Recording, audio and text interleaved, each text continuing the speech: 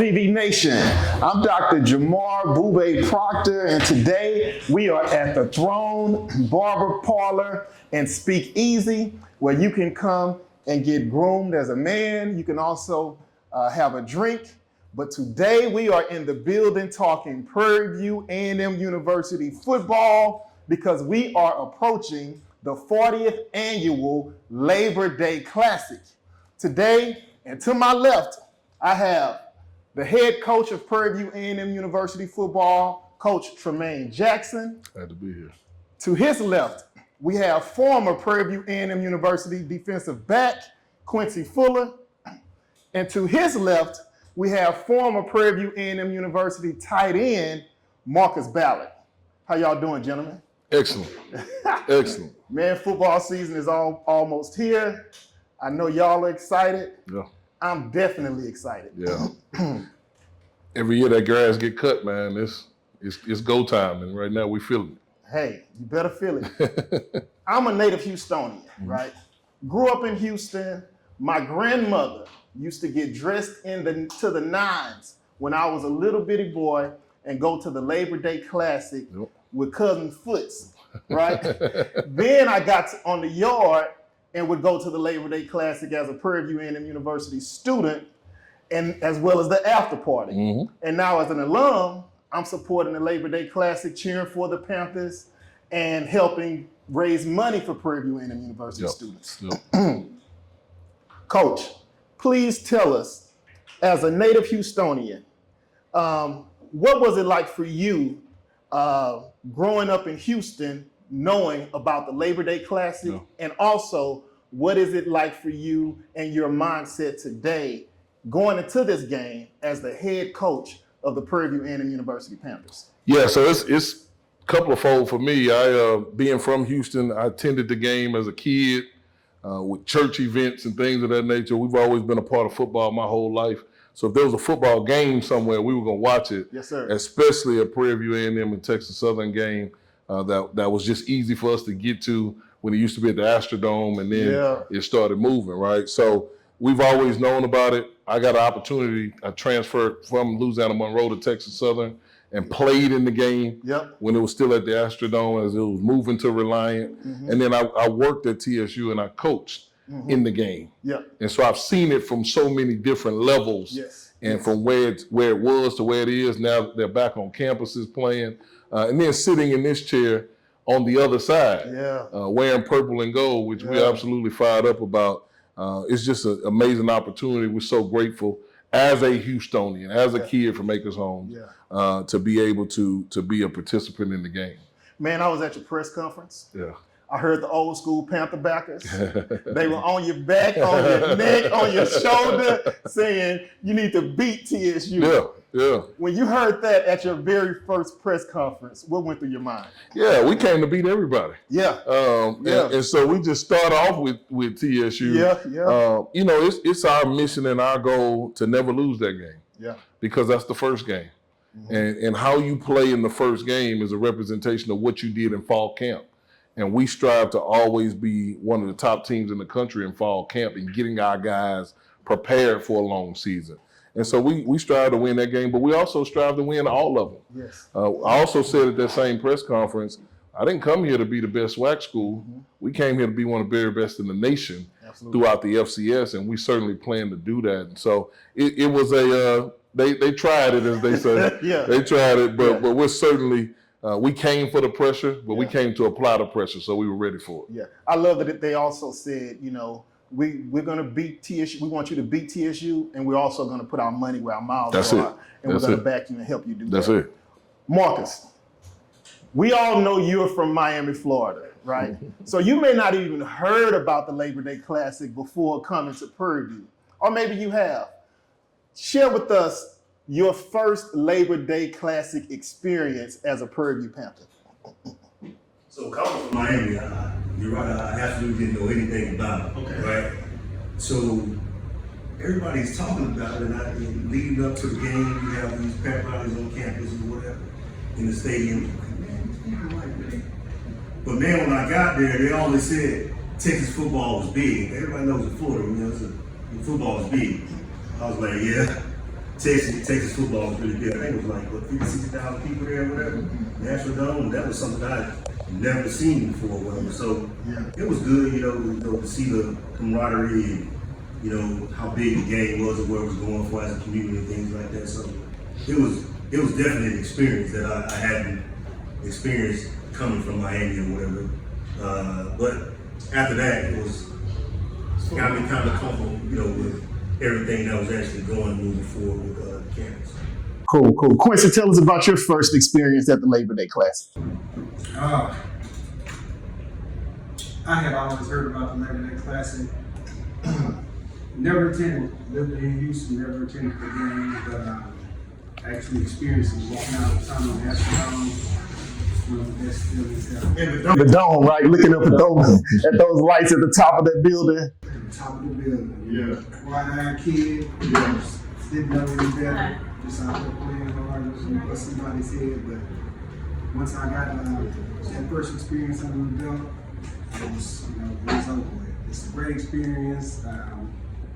We need to keep it going, make it bigger, better. I think we have in Houston, we can get it a lot better. But big game, like Coach said, start of the season, everybody's still optimistic about the season.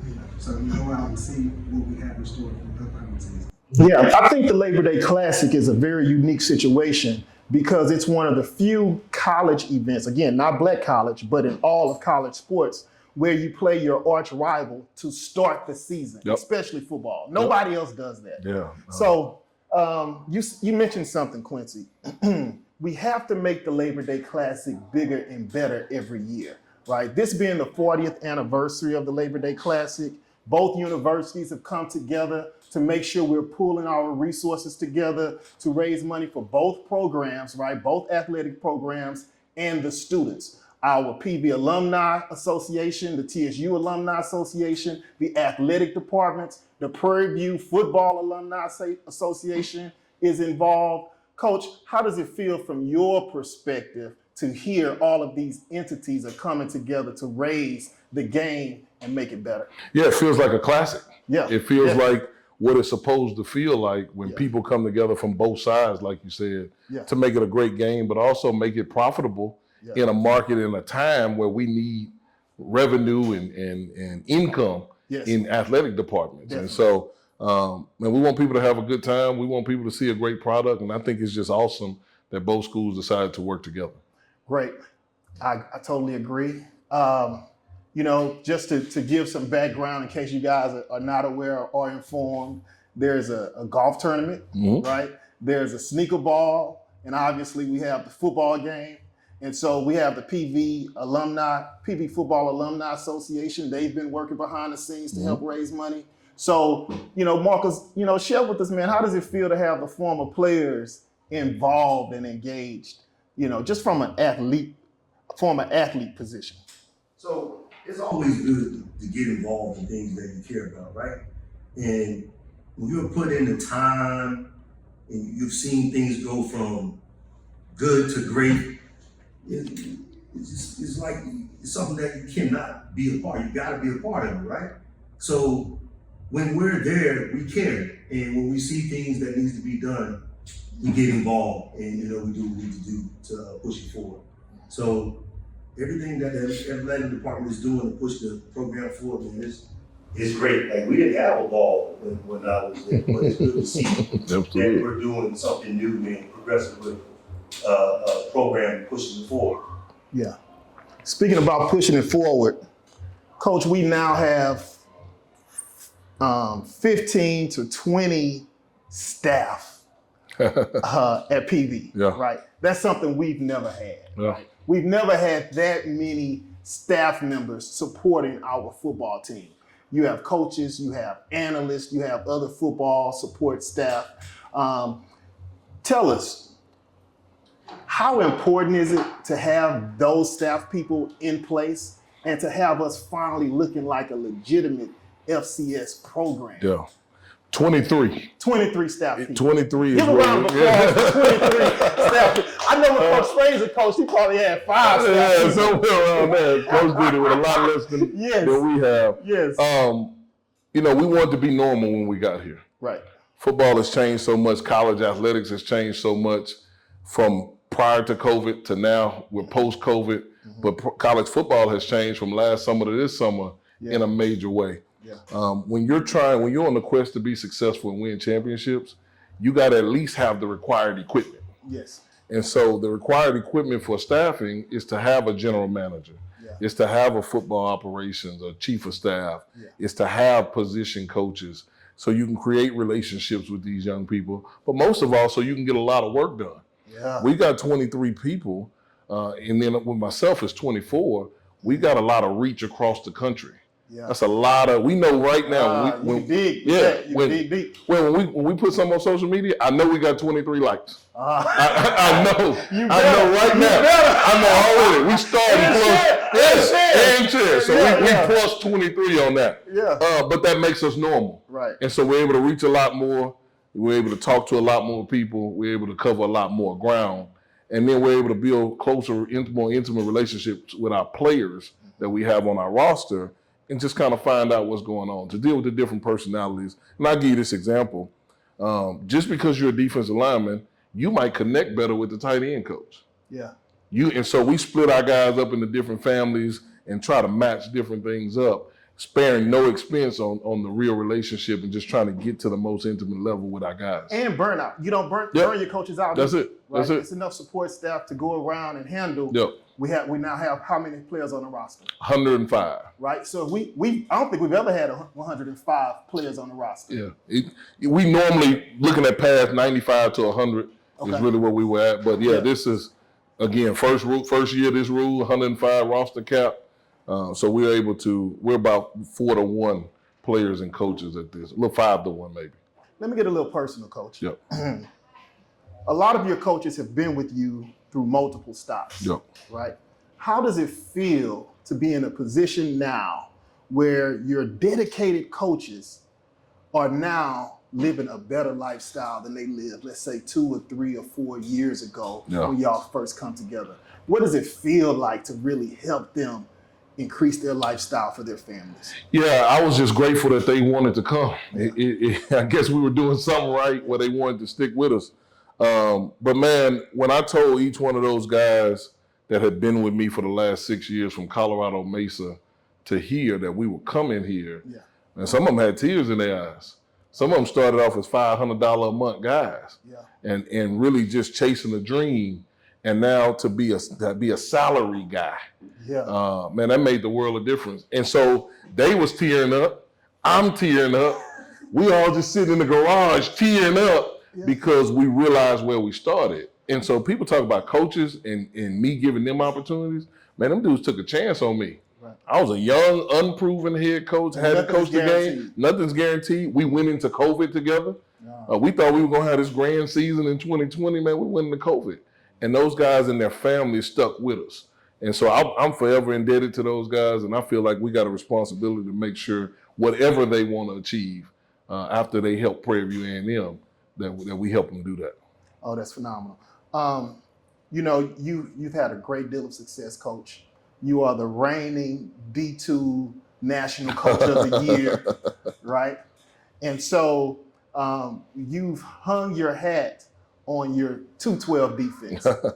Share with PB Nation why you named it the 212 defense and the philosophy behind it. Yeah, so I'll tell you about that Coach of the Year deal, man. That's staff of the year.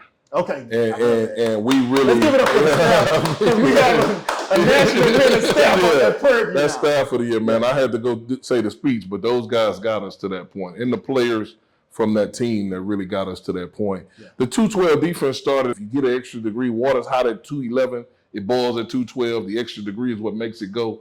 Man, our defense is going to be the reason why this team goes. Mm-hmm. That's how it started, right? Yes. They know what that means. Yes. They know that it's up to them defensively to be the extra degree to power our football team. Yeah. And they take that responsibility serious. So it's fun to see. Cool.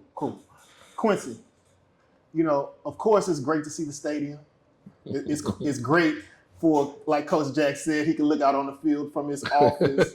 It's great to have great social media, nice jerseys, and the whole 9 PV Nation. But there were some players that were there during those dark years, like yourself, that really paid the dues and had in their mind that they were going to turn this program around. How does it feel being a former player to see how far we've come? Even witnessing that 2009 national championship and SWAC championship. Yeah, we're claiming that national title because that national title is ours. Yeah. So, and that SWAC championship. Go ahead and tell us how it feels. Great. Yeah. Put a lot of blood, sweat, and tears on the field. Yeah. You know, when you go into a program, you're never thinking about losing. It's just about turning around, winning. It has to be a first step with everything. And we believe that in our time, we took that first step. It's on the right path to get there. But just seeing where the program has come, optimistic on where it's going, I mean, it feels great as a former athlete. You know, seeing and witnessing it, being a part of it, you know, we're just elated. Yeah. Marcus, I know you played before that Panther Stadium was up in that old Blackshirt field. Man, we love those games. We cheer for y'all in the rain, bruh. I remember, what's his name, used to come to the game with no shirts on, with PVU on their chests. Bruh, tell me, how does it feel for you to come to the games now and witness what's going on in PV Nation? So again, man, it's just seeing the progress, right? Like, you know, playing on this field that was hilly, you running routes, you running the field is not draining well. And like Quincy said, you come in and everybody's thinking win, win, win. You want to win, you don't think you're going to lose. And to get that win, and I was a freshman that year, to get that win, to see guys like, you know, Fuller Quincy that was there that had been going through the things that we were going through before I got there, to see him get that win and the others get that win and then see where we're at now, like you just, you know, it's a great feeling, man, because you know that we were where it started at, right? Like yeah. When the switch flipped, we were that switch. Yeah. And to see the stadium, and I took a tour maybe like I want to say about 2-3 years ago, and to see, you know, the players and supplements, where they're studying that study hall and the new locker room and all those things, like it all started with us, and we got that first win, right? And it's good to see, you know, everything progress to where it is now and continue to move forward. Of course we get online and we go back and forth with the swag banter, right? And we're bragging and talking trash with J-State and Grambling and TSU people. And one thing that PV people knew was that we were not going to be a basement squad forever. We knew, because why? Because the students gave up some money in their student use fees, right? The alumni were digging into their pockets. We put pressure on every president that came through. We were hiring athletic directors, and then if they were not doing what they needed to do, they were out of there, right? So we knew this day was coming. So it's no surprise to PV Nation. Now, getting here wasn't the goal, right? We have to get past. We want to be, like Coach said, a force to be reckoned with in all of football, not just Black college football. So it's great to see this journey, right? I was on the yard when you guys were on the yard, and seeing it for myself, right, it has been great. But Coach, you mentioned earlier that we now have 105 on the roster. Talk to us. Tell us how that amount of players will help you and help us be successful. Yeah. How does it pay off on the back end? Yeah, well, first of all, people need to know we got 71 brand new players. 71 players. Hold on. You said brand new. Explain what you mean by brand new. So from January to today, we've added 71 players. Yes. Clap that up, because that's grind. That's recruiting, that's phone calls, that's emailing, that's social media, that's talking to people. If you got 71 on the yard, you probably talked to what, 300-400? Somewhere around there. Exactly. You'd have to ask Cruz. I'm calculating the work in my head, right? 71. 71 new guys. So there's 34 returners, from last year's team. Yes. That stayed, and those guys work extremely hard. And they prove that they belong in this transition. Yeah. And then we've added 71 guys, and so when you have 105 guys, you created some depth. Now we had to be very strategic about how we went about numbers at each position. Yeah. And what we wanted to do was create competition and create depth. That way, if we lose a guy, because it's going to happen in football at some point, somebody going to be out, that the drop off from the starter to the next guy isn't that big. Yeah. Or maybe nothing at all. Maybe those guys are 1A and 1B. Yeah. And so we wanted to make sure we did that. I think our coaches, like you said, they went to work. We sat down. We only had 5 D linemen in the spring.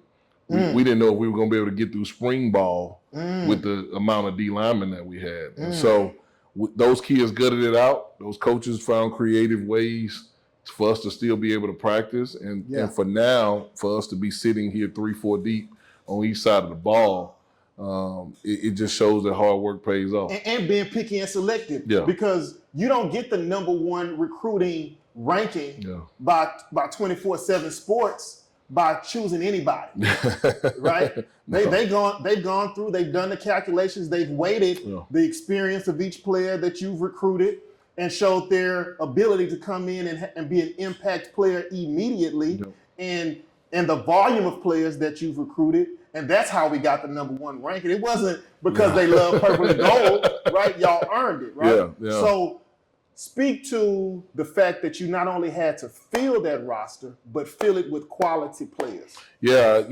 we do a lot of research on guys, especially in this transfer portal age. You don't want somebody else's problems. Yeah. You want to make sure somebody can actually play for you. Yeah. We put out some rules of what it takes to now play at Prairie View A&M. Yeah. That was a hit with some. It was controversial with others. Yeah, but, y'all arguing going back and forth. I want this guy. But that's just what it takes. And I tell our coaches all the time, if we're gonna argue about anything, let it be about recruiting. Yeah. Because this is everybody's livelihood on the line. So I want you to fight for a guy you believe in. But I also want people that want to be at Prairie View A&M. And the amount of people that we talk to, young players that were from Cypress, from HISD, from Aldine, that had never been to our campus. Mm-hmm. We got a kid from Side Springs. We brought him on a visit. He said, "Coach, I didn't know Prairie View had a stadium." Mm-hmm. Man, you from 20 minutes down the road. You can see that as you go in the Buc-ee's. Like, what are you? He just never knew. But you know what, though? I'm going to tell you this, Coach. The stretch from Houston to Austin or Houston to College Station, there's only one stretch of 290 where the freeway dips down and goes underneath the street that passes. And that's at Prairie View, Texas. Yep, you're right. And that's not a coincidence, Coach. Yep. They intentionally tried to hide our campus. They did not want that freeway to go above University Drive, where people can look to the right and see that beautiful campus. Well, our coaches did a good job of getting them on campus. Oh, yeah. And so we feel like this. If we get you to Prairie View A&M, and we walk you in the stadium, and we take you to Fogo de Chao, and we do those things. That's a good email. Yeah, when you come back in there to meet with me, you're going to say yes. Yeah. And man, the kids that said yes, they're high value kids as far as being great people. They play extremely hard, and that's why this transition has been fun for us, because those guys want to be at Prairie View A&M. I'm glad you said that, Coach, because we're at this age where we're trying to get as many alumni to donate as possible, right? And so people like to say, where is my money going? So when you talk about the work that the coaches have put in to get 71 new players on campus in a matter of 4 months, that's your investment right there. Absolutely. These coaches are committed to the program, and we have to be committed as alum to support that movement. Absolutely. You agree? I totally agree. Cruz will be able to tell you, but man, we had a coach in every junior college in America. Yes. We sent them out right after the spring game. We have 3-4 coaches in California. We got guys in Kansas. We got them in Mississippi. We've seen almost every player, if not every player, that was eligible to come out from a transfer basis in the country. That costs money. And it costs. Yeah. Them flights ain't cheap. Yeah. And then you turn around and then you have to fly the guys that you select into Houston, go get them. And those flights ain't cheap. Those flights are probably more expensive than getting our coaches out there. Right. And you have to do it at a time where recruiting doesn't work, where you can do things 2 weeks out. Yeah. You can't buy this ticket in June for a July visit. Yeah. You've been lost. So there were some times, man, when we had to buy $8,000-9,000 ticket. Right. Because it was Tuesday, he had another visit, and we need to get him up by Friday. And so those things do cost. And so when the alums invest back, they're investing in people, in us going to find people, and then the people that's going to find them. You have a clip out there where you say, this ain't the same old Prairie View, right? And what that struck a chord with me about is this. See, when Quincy was in the jersey wearing the purple and gold, there were about 5 scholarship players on the roster. When Marcus came through, there were maybe 15 scholarship players on the roster. Now we have 71 new players coming in one semester. You can't give the same money that you did in 98 and 2001 in 2025. Absolutely. It just doesn't make sense. Absolutely. That's just not how it works. Absolutely. Right? So when you said that, I'm like, we have to do more and we have to be better, right? To outcompete our competition. Well, and I think this, the alums and the fans of Prairie View A&M, yes, we have to realize that we are elite. Yes. We don't need to discriminate against ourselves. Right. And realize these young brothers, they paid a hefty price. Yes. In going to practice, going to camp, yeah, to get us to this point, like they said. Yeah. Well, now that we're at this point, let's be at this point. Yeah. Let's not continue to treat ourselves like we haven't made any progress. We're not a rocking horse. We actually moved. We went from one side to another and still climbing to be elite. Absolutely. And so I think sometimes as I run into people, we got to stop treating ourselves like this 1990 when they cut the program. That ain't this. And so when we say this ain't the same Prairie View, same work ethic, same mindset, we have some things that people before us didn't have, and we want to honor them by getting better. That's good. That's good. We heard you talking about the 212 defense. Yeah. I'm a defensive guy. And this was a question that I had coming into here. I wanted to ask you personally. Okay. Do you feel that as a team that this year we're going to lay our hat on the defensive side of the ball or the offensive side? You know, we plan to always lay our hat on defense, right? Regardless of, we want to be explosive on offense, but we can't ask our offense to get into a shootout and go win shootouts, right? The 55, 56, if we get into one of them, you're going to see me on the 32-yard line passed out. I don't know how to handle them. And so because we always want our defense to create extra possessions for our offense, we're going to always hang our hat there. We have a plan to win. And on the plan to win, it's simply, number one is play great defense. But we also teach the offense that they have a great responsibility in how we play great defense too. Playing great defense is a team philosophy. Don't turn the ball over. Make great decisions with the football. It's okay to throw the check down. Things that football people say, take the deep ball, because they play this video game all the time, right? You take all these chances. We're just trying to teach our team to play great defense. So we're going to always hang our hat there, but I'm really encouraged by what I see offensively. We got to get our quarterback situation figured out, and then we'll be able to really talk a lot more about our offense, because on that side, everything goes through him. And so once we get that figured out, we'll be able to sustain us on defense until people feel comfortable, is how I feel about the season. But now, Wednesday, I'll tell you, man, we get in fall camp, you don't know. Because right now, they're having some battles back and forth. It might be the defensive day on Tuesday. Today, it looked like it was the offensive day. And so you want to see it. As the head coach, I love it. When I was the defensive coordinator, I hated all that. I didn't want no back and forth. So it's fun to watch. And what I'll tell you is our guys are competing at a really high level. So hopefully we do play great defense. Coach, you say I hear it. You say it. Everybody says it, that your defense is where you hang your hat, right? But when I look back, I know you had 3 different offensive coordinators in the past 3 seasons, and you averaged 30-something points a game, right? So you have some offense somewhere. Tell us, how were you able to generate that type of money, put that type of money on the board as a defensive head coach?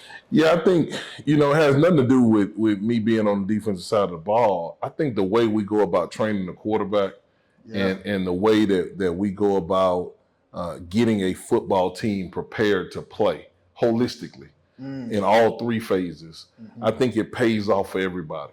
We do some things schematically, man, that gives people problems in all 3 phases, and we combat that against one another in fall camp and spring ball. And so I think our coaches are able to create some answers amongst ourselves before we actually get to the game to take advantage of some of those things that we might see. Versus getting in the game, having to watch the video, and then make those sideline adjustments. We try to make them in the spring and at this time of the year right now, because of what we do schematically in all the phases. So has nothing to do with me. I've been blessed with some good quarterbacks. We've been blessed with some unknown quarterbacks that have become known. And so we're really comfortable in this situation. Not knowing today who the quarterback is, but we know whoever we roll out there August 30th, we're going to have a pretty good feel about what he can do and put him in the best situation. Coach, I love your unselfishness, right? It's great. I hear it in your voice. But it's a few things I know about you, right? I've listened to you. I know that you know a lot about football. Yeah. I know that you are passionate about the game. Very passionate about the game. I also know that you have a way of making very complex things sound and seem very simple, right? So my question is, don't sidestep this. Yeah. What personal attribute has allowed for you to be successful in your coaching run? Just being real with people. Yeah. Being real, being confrontational with people. Man, people will tell you that's been around us, we're a confrontational program. If I think it, I'm probably going to say it. Yeah. I don't really have a lot of coach talk in me. Like, man, listen. Man, I would love, go ahead. Especially with young people and players. Yeah. Parents, I love attacking a parent. Yeah. Because what parents don't understand is they think it's about them sometimes. We're not recruiting you. Yeah. We're recruiting him. Yeah. And when you're not around, we're gonna have to deal with him. Yeah. And so we get parents and players in the room, man, and when they come and sit with us and they come sit in my office, we're gonna have a real conversation. What people don't realize is it's appreciated.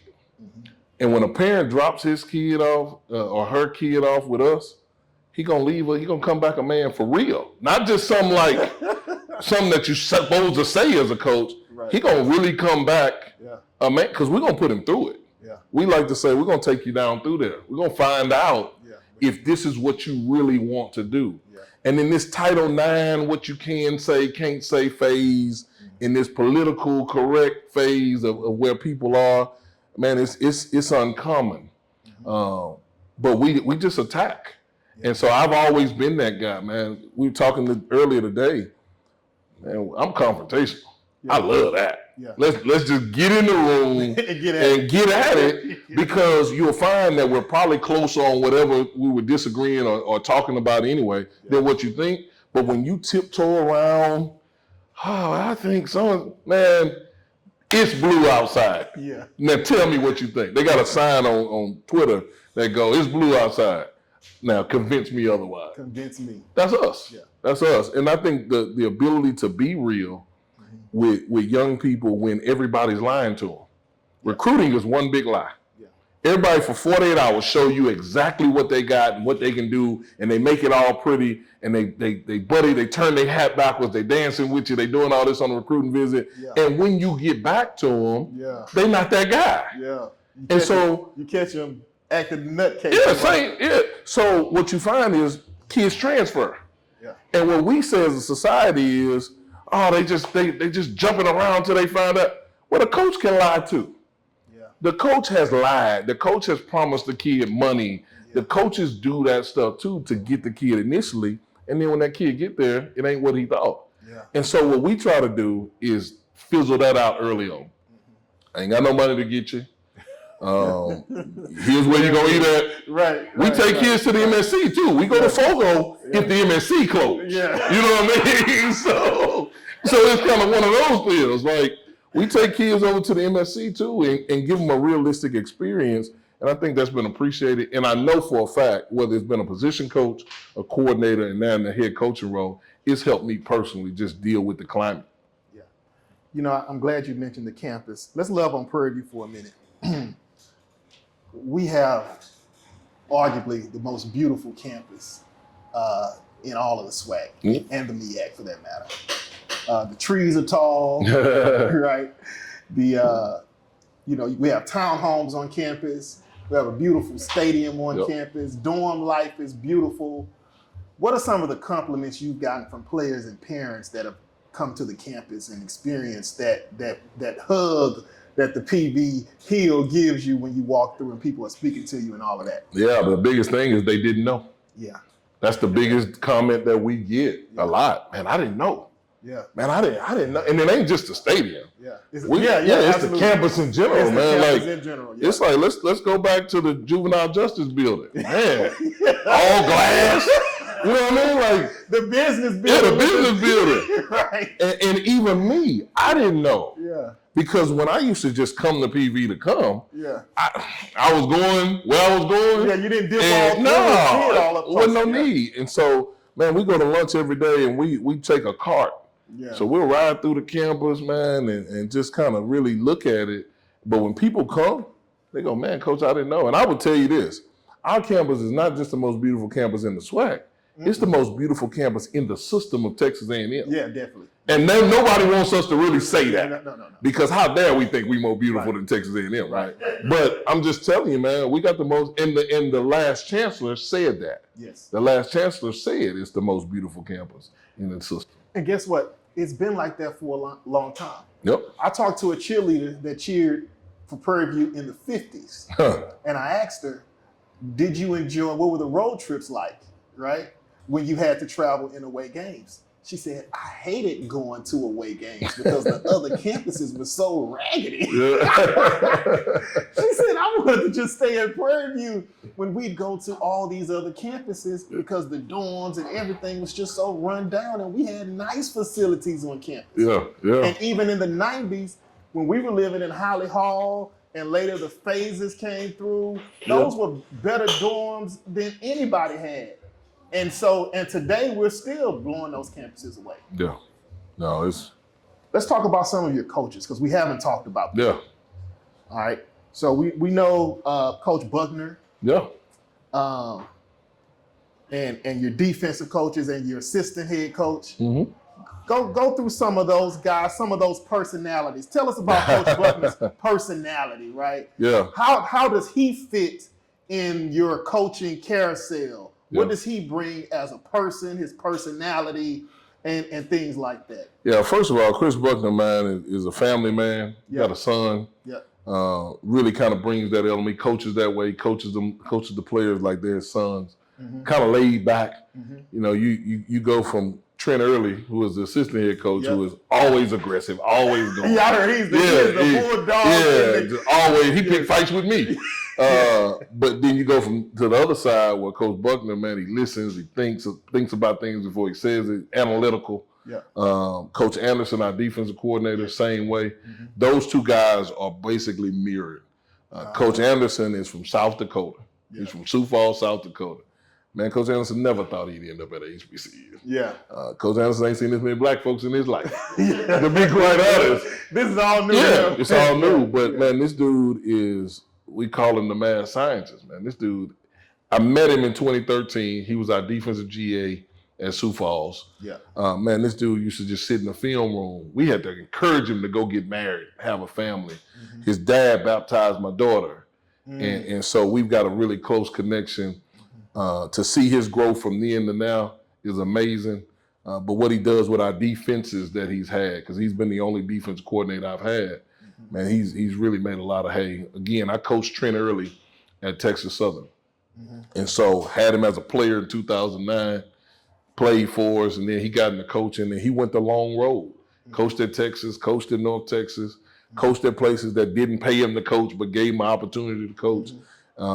And just seeing him with the linebackers, he knows exactly how our program should run. If I'm ever gone, man, he runs it. And we don't skip a beat.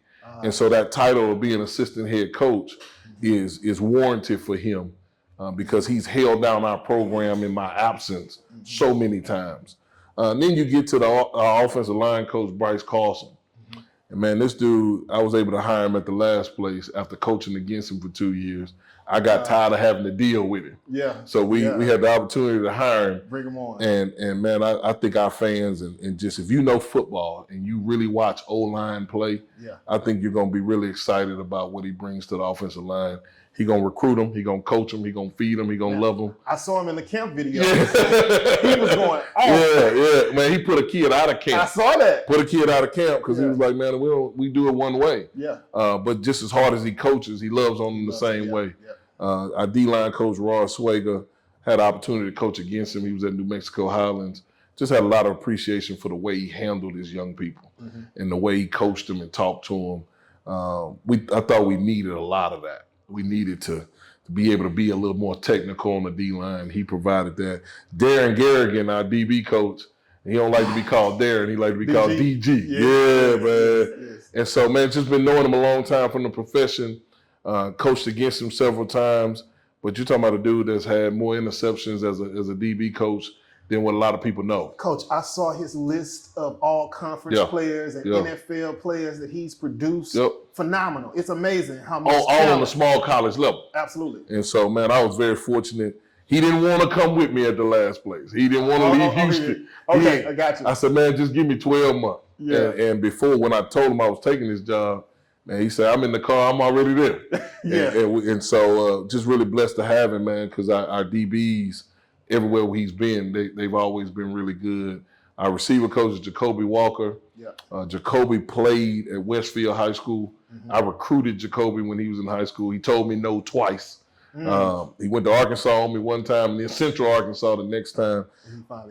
Fine. I said, man, I'm not going to ask you. This is going to be the last time I ask you to come somewhere with me. And so we were able to hire him from SOC. And you know the run that they had at SOC. But he had coached at Sam Houston and just does a really phenomenal job with the receivers. We thought that was a smart coaching hire because that Dallas area is such a hotbed for talent, and you know SOC produces great athletes. So we felt that was a strategic move on your part to bring in a coach from SOC and have that has inroad to that Dallas recruiting market. Well, he's a great coach, but you're right. It was strategic. It worked out to where it made it more strategic than what I was thinking. But, man, we live in this transfer world. And SOC is putting out 12, 15 Division I players a year. Absolutely. So when one go in the portal, we need the direct connect. Absolutely. And so we fortunately, kids in Dallas in general, Jacoby's done a good job of building relationships with those guys. I got a tight end coach, man, named Jackson Hadley. I'm talking about the guy that had tears in his eyes. Jackson Hadley came and worked for me at Colorado Mesa for $250 a month. He's from Tennessee. He came all the way across the country. I took him to Valdosta as a GA at $450 a month. And so, man, for this dude to be living, sometimes I just ride by his house to see if he's sitting by the pool because he's living big on 290 right now. He got big square pool. And so, man, that dude, from a special team standpoint, I think people will be really excited about what we do there. And man, just those guys, those core guys for us. I was able to hire Daryl Colbert. Coach Colbert, man, we were together at Texas Southern. Obviously, Coach Colbert, ironically being the 40th year, Coach Colbert was the first Labor Day Classic MVP. Oh, wow. And so he don't like to say it, but we like to say it. Colbert was he was really played in the league. And so his son right now is coaching Cam Ward, coaching Shadur as a quarterback specialist. And so, man, just having Coach with me makes it easy. He was a head coach at Beaumont United. He handles our game day stuff, but he handles all the other stuff. And he knows what head coaches go through. Hiring Cruz, man, as a GM. Cruz. We had never had a GM. Gotcha. And so I wanted to get somebody outside of football. I didn't want anybody that wanted to coach. Yeah. I wanted somebody that had a business mind, somebody that knew something about Prairie View. Yeah. And we were able to hire Cruz, man, and it's just been phenomenal. I take him everywhere. Yeah. That joker know everybody. Oh, he does. He is the plug. That joker know everybody, man. Yeah. And so, but being able to get that outside opinion. Really, because football coaches, sometimes all we want to do is what other folks doing over here in ball. Being able to get a business opinion, and he runs our social media team, and a lot of things you guys see is him putting it out there, man. And so that's the gist of the staff. We got a lot of analysts and GAs that we brought with us. Give us some insight. How did you decide who was going to go to the SWAC Media Day? Marshall and... Yeah, well, so the decision of SWAC Media Day is always hard, right? Yes. Because you got so many guys, especially in a transition, people always talk about that buy-in. Well, this team that we have, that we picked, that we took over, they wanted to buy in. I never saw a team come in and tell the head coach, we need to be more disciplined. The players said that. They told the AD that. What was the issue last year? Man, we need to be more disciplined. So people talk about disciplining players and, you can't do that anymore. Well, these guys recognize exactly what they needed. That was a problem. And so, but when you ask for it and you get it, it's a different story. You know what you're asking for, because I got that in my back pocket. It's a different story, right? Yeah. And so, but they did a really good job of buying into what we were selling. Yeah. Because we wasn't going to sell it. We were going to force it down your throat. Right. It wasn't you really don't have a choice in the matter. But they wanted it so bad. The way we practice, the way we say win and clap. It's so elementary, but man, these dudes bought into it. And so just being able to have those guys, man, do that made this transition a lot smoother. And ultimately it's going to get us to where we want to go. So we ended up picking two guys that talk like we talk, that talk in the culture in which we talk in, the best. You know what I mean? And so we got a lot of guys that know the culture, they talk like, but we picked two guys that are seniors and two guys that talk in it the best. And man, but it was a tough deal. I can imagine. Tough deal to get those guys and had some looks in the team meeting. I'm sure. When it came out, I'm sure, because this is the day of social media, right? And that's a collar pop. That's it. Where you can, be the one to represent your team. It always has been. Yeah. So we were like, wait a minute, this is a little insight. Most people try to figure out: is it the quarterback? Is it the top player? Is it the running back? So we were wondering, what was it? Well, here's the deal, too. Defensively, we brought our Mike Backer with us from Valdosta. Captain with us at Valdosta. He kind of looking at me like, hey, man, I was just the guy. He should have been ordained. But he came up to me and he said, Coach, I'm so glad you took Jamal. Because Jamal has been here, started as a walk-on. Yeah. Fought his way into playing, then earned a scholarship. So it was fitting that Jamal Marshall went. Champ, with Trevon Jones, we call him Champ. Man, he was a dude that he played a lot of college football. Yeah. He been around. And man, nobody enforces the culture from a team standpoint like Champ. And so they might have looked funny, but they all were happy that those two guys win. And they celebrated. They knew they deserved it. They knew they deserved it. Yeah. They knew it. If I could have took 50, man, I would have took 50. But obviously, man, we were limited to two. And those are the two that we chose. And we talked about it as a staff. We just felt like those are the best two to take. The staff felt good about it. Yep. Everything fit, matched. This is your first SWAC Media Day. Yeah. What are you looking forward to as a coach? Yeah, well, I ain't gonna wear no Gucci shoes or nothing like that. You ain't gotta worry about that part, man.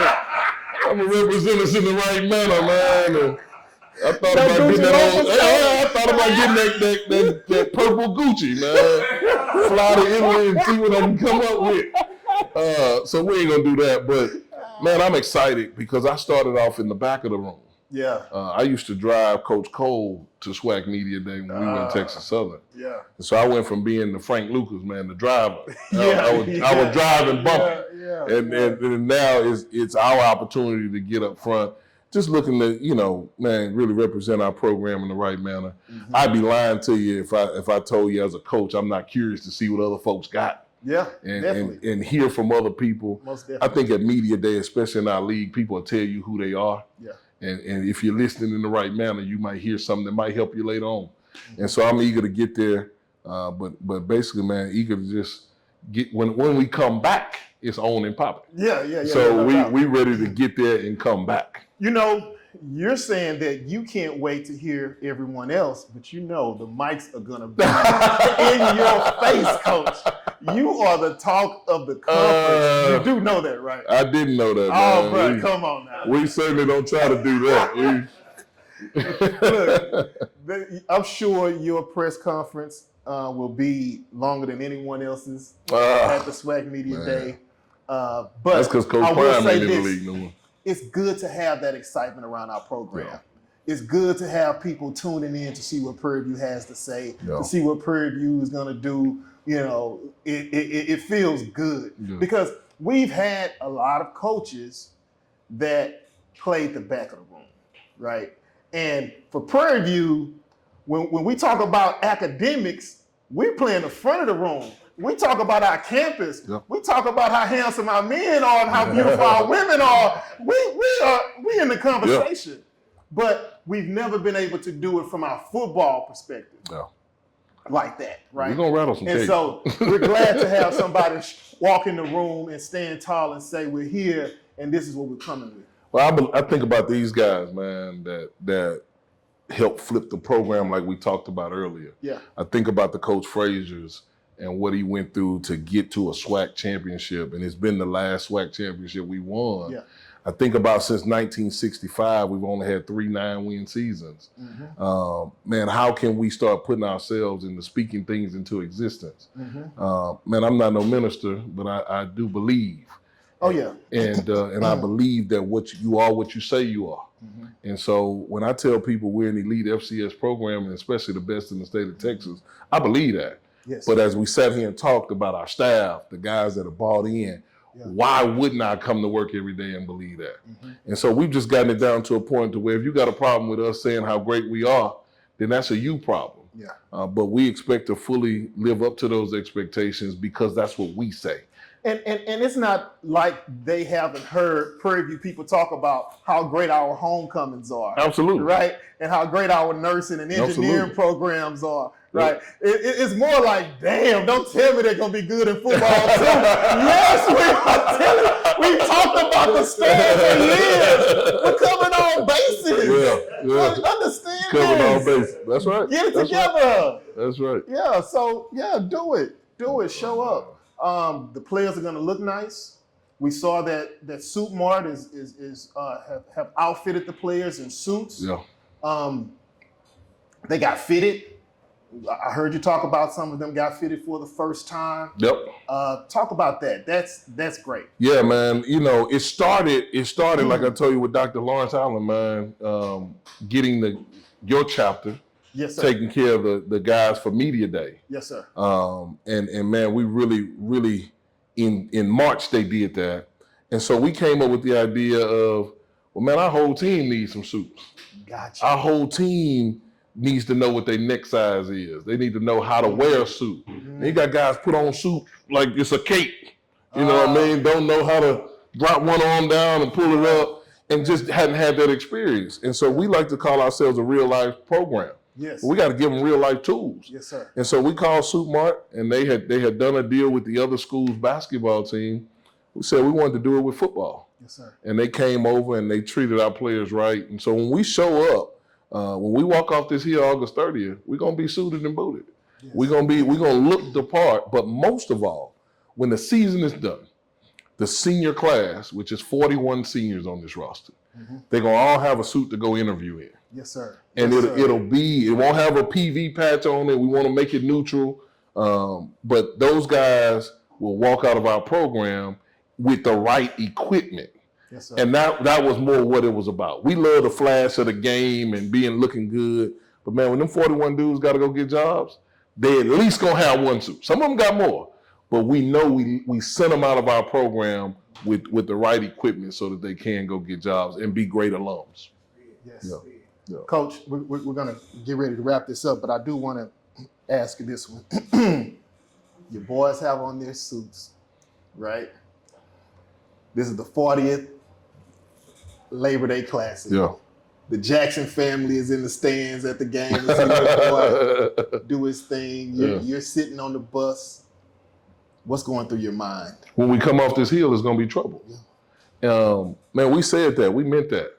We represent that, and we're going to fight like that. And you know, I don't know what the score is going to be, but the Panthers going to be successful. We believe that. And it's not talking trash. It's just how we go about our business. And so, man, I tell myself every morning, we got to get ready to come off this hill. And we got to come off in the right manner for that reason, and because like you said earlier, man, we start off with a rival game, a West Side game, a conference game. Nobody in the country does that. Nobody. And this ain't like the FBS where you can lose one and double back later on. Man, you look at our history, we haven't made the SWAC championship without winning game one. We have to get this done. And so we're really excited about it. But when we're on that bus, man, and we coming off that hill, we know what we coming to do. And that's going to be the way we play football. Yes, sir. And so we're excited about that. One other one, I have to ask this one as well. The schedule. Yeah. Right. I'm sure you've analyzed it. I'm sure you've looked it up back forwards. You not only do we play TSU in Houston, but then we also have Rice. We also have a few other games on campus in that run. I just want to get your mind framed. When you break down that schedule and you're looking at it, how are you analyzing your schedule? How are you attacking it? You know, what's going through a championship coach's mind when he's looking at that? Well, I'm not going to sit here and tell you all I look at is game one, because that would be a lie. Absolutely. And any coach that says that is lying.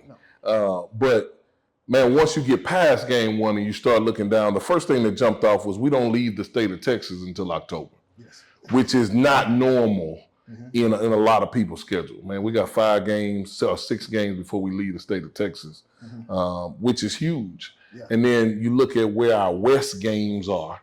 They're early on, and then we got the East games on the backside of homecoming for the most part.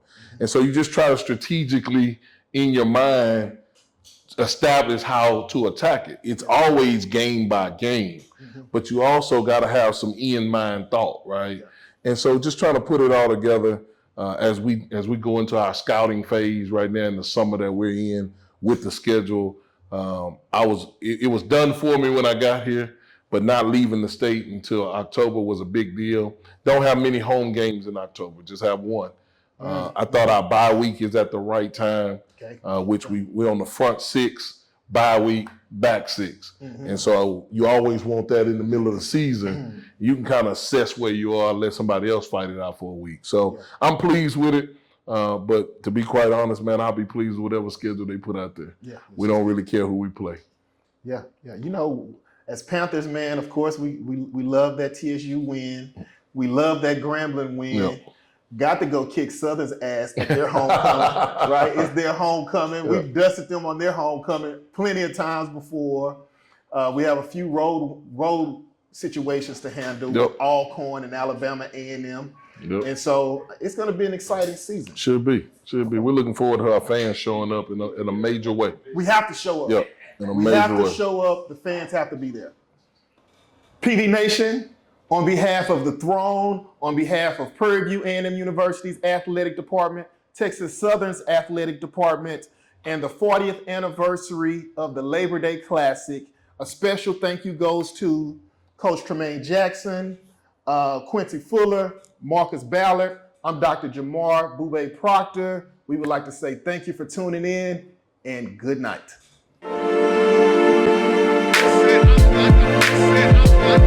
Sit